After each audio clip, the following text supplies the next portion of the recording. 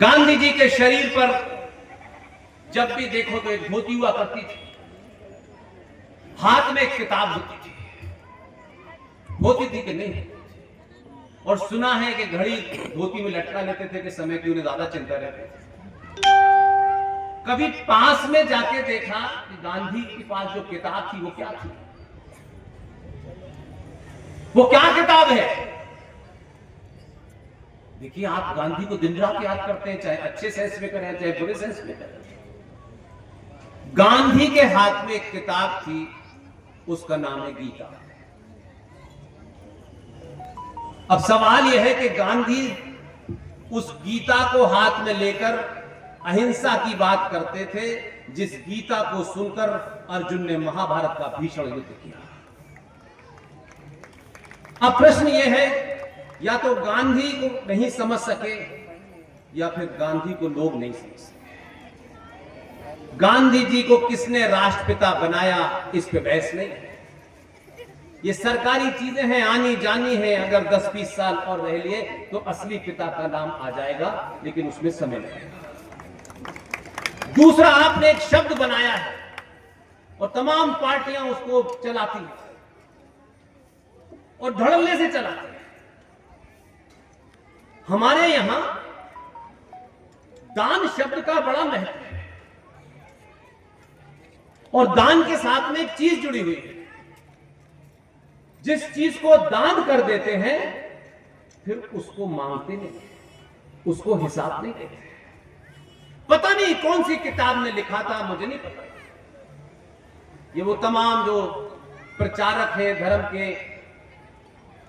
अलग अलग जगह कथाएं करते हैं, उनसे पूछिए कि भाई ये शब्द कहां से आया, इसका अर्थ क्या है और ये क्यों बताया गया। कि हमारे अपने ही शब्द हैं दोनों। कन्यादान, इस शब्द से क्या लगता है?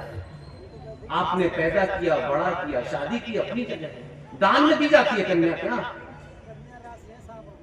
तो कन्या को दान में देने के बाद फिर ससुराल वाले उन्हें आग लगाए, जलाए, मारे, फिर आपको चिंता क्यों होती है? आपने दान कर दी। शादी तो परिवारों के बीच की है कि आपने दान कर दी है। फिर एक नया शब्द निकाला राजनीतिक लोगों ने, मतदान। ये नेता समझ गए, तुमने मतदान कर दिया, वो तुमको हिसाब के 6-5 साल बाद आएगा। तुम्हारा मन करे तो देना, मत देना। वो मतदान नहीं होता, मताधिकार होता है। जब आप उस अधिकार का प्रयोग करते हैं तो नेता का गलेवान पकड़ के पूछ सकते हैं कि मैंने इसलिए वोट दिया था, तूने ये नहीं किया। लेकिन वो दान कर दे, वो कहता है तुमने दान कर दिया, मेरे पास कोई हिसाब नहीं है, अब 5 साल बाद आना। तो शब्दों को अपने स्वार्थों से मत तय करिए, शब्दों को शब्द रहने दीजिए। इसलिए मैं कुछ एक बात, इसलिए कि मैं इस समय उत्तर प्रदेश में खड़ा हूं, इंपॉर्टेंट जगह है। एक हमारे यहां, आप लोगों ने अंग्रेजों के जमाने एक नाम सुना होगा, जनरल डायर। हम जनरल डायर का नाम क्यों याद रखते हैं? जलियांवाला बाग में उसने निहत्थे सनातनी भारतीयों पर गोली चलाई, बहुत सारे लोग मारे गए। और उस समय जब ये सरकारें वरकारें नाम की चीजें नहीं थी, तब भी देखिए कि एक आदमी गया और जनरल डायर को उसके घर में जाके गोली मार दिया। लेकिन जनरल डायर को हम किस लिए याद रखते हैं? ये इतिहास कोई एग्जाम में 17 नंबर आ जाए और आप पास हो जाएं, इसके लिए नहीं पढ़ाया जाता। सनातनी हिंदू समझता है ठीक है, उससे क्या होता है, आगे बढ़ो, पीछे का इतिहास छोड़ दो। जो लोग अपने इतिहास को याद नहीं रखते, इतिहास भी उन्हें याद नहीं रखता। ये बीमारी है। हमें आगे बढ़ना है, पता नहीं कहां जाना, नाले में कूदना है। आगे बढ़ने का क्या मतलब होता है कि हमें आगे बढ़ना है, पीछे की बातें क्यों करना है? पीछे ऐसा हो गया, जिस जिस समाज ने, जिस जिस राष्ट्र ने ये किया, उनकी दुर्गति हो गई। इसलिए जनरल डायर हमें आज तक याद है। हम उसकी चर्चा करते हैं। जनरल डायर के आदेश पे गोली चली थी। गोली चलाने वाले भी सिख रेजिमेंट के थे, गोरखा रेजिमेंट के थे, शुद्ध सनातनी थे। आदेश देने वाला अंग्रेज था, बस इतना ही फर्क है। पता नहीं आप में से कितने लोग जलियांवाला बाग गए हैं। जिस कुएं में लाशें थी वो ऊपर तक भरा हुआ था। जब जब अमृतसर जाता हूं तो इसलिए जाता हूं कि पता रहे, याद रहे कि ये तमाम वो लोग हैं जिनके नाम किसी को पता नहीं है। हाँ, सिर्फ ये जरूर है कि आने वाली जनरेशन याद रखे तो वहां लिखा हुआ है कि जनरल डायर ने गोली चलाई थी, इतने इतने लोग मारे गए थे, उनकी गिनती लिखी हुई। अगर जनरल डायर का इतिहास आप याद रखना चाहते हैं तो ये बेईमानी फिर आजाद भारत के अंदर आप क्यों कर रहे हैं? फिर आपको यह भी याद रखना पड़ेगा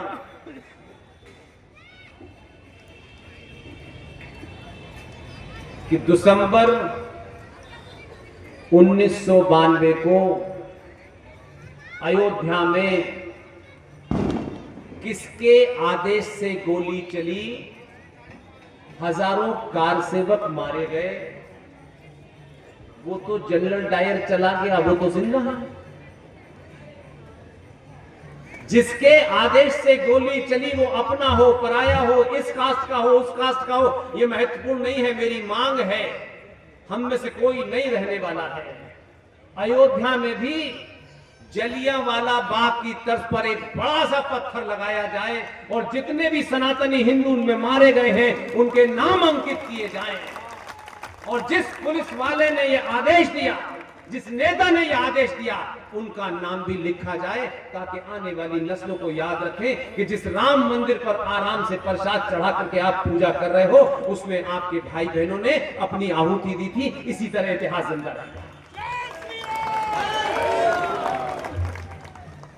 इसलिए बहुत सारे शब्दों को, जैसे हमारे यहां कहते हैं कि साहब शास्त्रों को पढ़ना चाहिए, शस्त्रों की पूजा करनी चाहिए। शस्त्रों की पूजा क्यों करनी चाहिए?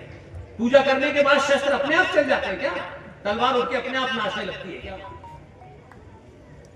अधूरा अधूरा काम आपने किया है, इसलिए दुनिया में आपकी सबसे ज्यादा बेइज्जती होती है।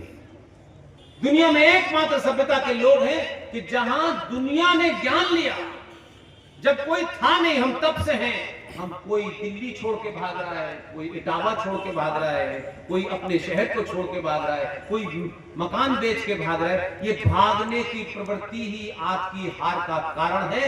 जिस दिन भी जूता दबा करके खड़े हो जाओगे, कितनी भी विपरीत परिस्थितियां हो, यही लड़ते लड़ते मरना है। भाईजान दोबारा इधर नहीं आएंगे। हम इंतजार कर रहे हैं कि कश्मीर यहां होगा तब हम जाएंगे। इसलिए कश्मीर की घटना आपसे पूछ लो तो आप उसमें थोड़ा सा नहीं इसको बताना है, नहीं बताना है। मैंने कहा इस मन से मेरा कोई नहीं है।